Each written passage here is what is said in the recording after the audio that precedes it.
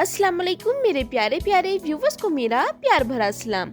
आज मैं आप सबके लिए चना चाट की स्पेशल रेसिपी लेकर हाजिर हुई हूँ। अगर आपके पास टाइम कम है अफ्तारी में और आपने चना चाट बनानी है तो ये रेसिपी जरूर ट्राई कीजिएगा, बहुत ही डिलीशियस बनती है। चलिए रेसिपी बनाना शुरू करते हैं। सबसे पहले बिस्मिल्लाहिर्रहमानिर्रहीम। यहाँ मैं शामिल कर रही हूँ 2 कप उबले हुए काले चने, साथ ही शामिल करेंगे 3 लार्ज साइज के आलू जिसको मैंने छील लिया है और इस तरह मैंने कटिंग कर ली है।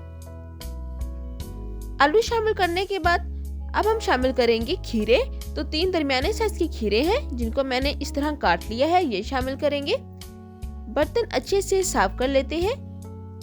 अब साथ ही शामिल करेंगे 1 दरमियाने साइज का टमाटर और हस्बे ज़रूरत बंद गोभी। बंद गोभी ऑप्शनल है, अगर आपके पास नहीं है तो आप स्किप कर सकते हैं। बर्तन अच्छे से साफ कर लेते हैं।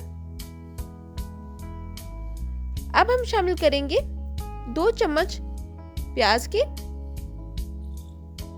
जिसको अच्छे से चॉप कर लिया है और 1 चम्मच सब्ज मिर्चें चॉप की हुई शामिल करेंगे। अब शामिल करेंगे इमली। तो यहाँ पर मैंने तकरीबन हाफ कप इमली ली है जिसको आधा घंटा हो गया भिगो कर रख दिया था। इसका हमने पल्प यूज करना है और जो गिटक है वो हमने निकाल लेनी है इसकी। तो अच्छे से पहले इसका जो पल्प है वो हम कर लेते हैं। तो देखिए अब इमली का पल्प हम शामिल करेंगे, तकरीबन 1 कप है। अब साथ ही शामिल करेंगे 1 चम्मच लेमन जूस, ये ऑप्शनल है। अब साथ ही 2 चम्मच चीनी के शामिल करेंगे और साथ ही हाफ चम्मच चाट मसाला शामिल करेंगे। चाट मसाला घर में कैसे बनाते हैं इसकी फुल रेसिपी मेरे चैनल पर मौजूद है, ऊपर आपको इसका लिंक शो हो रहा होगा, देख लीजिएगा। हाफ चम्मच शामिल करेंगे नमक, हस्बे ज़रूरत आप शामिल कर लीजिएगा नमक। और अब 1 कटोरी हम शामिल करेंगे दही। दही को शामिल करने से पहले अच्छे से फेंट लिया है। बहुत ही सिंपल सी रेसिपी है और अब आपने अच्छे से मिक्स कर लेना है। साथ ही इस पॉइंट पर अगर आप मेरे चैनल पर न्यू हैं तो मेरी आपसे गुजारिश है कि जल्दी से मेरे चैनल को सब्सक्राइब कर लें और बेल आइकन के बटन को दबाना मत भूलिएगा ताकि हर आने वाली न्यू रेसिपी सबसे पहले आपको देखने को मिले। आपका बेहद शुक्रिया। साथ ही मेरी रेसिपी को लाइक कर दें।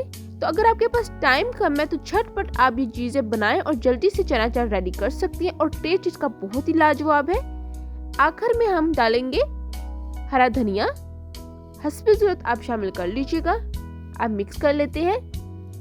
तो बहुत ही आसान सी ये रेसिपी है, ज्यादा मसाले भी हमने ऐड नहीं किए हैं। तो देखा आपने, आज की रेसिपी हमारी कंप्लीट हो चुकी है। उम्मीद करती हूँ कि मेरी रेसिपी आपको बहुत ही पसंद आई होगी। फिर मिलूंगी एक नई रेसिपी के साथ, तब तक हफ्सा फरीद को दी इजाजत। अल्लाह हाफिज।